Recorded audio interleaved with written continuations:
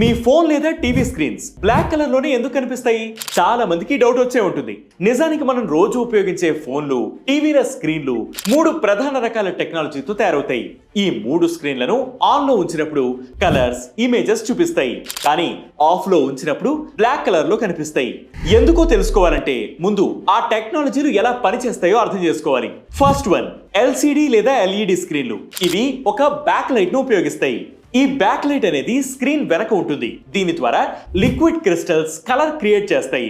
Screen on లో ఉన్నప్పుడు ఈ లైట్ ఆన్ అవుతుంది. మనకు కలర్ఫుల్ విజువల్స్ కనిపిస్తాయి. కానీ స్క్రీన్ ఆఫ్ అయితే బ్యాక్ లైట్ కూడా ఆఫ్ అవుతుంది. సో స్క్రీన్ నల్లగా కనిపిస్తుంది.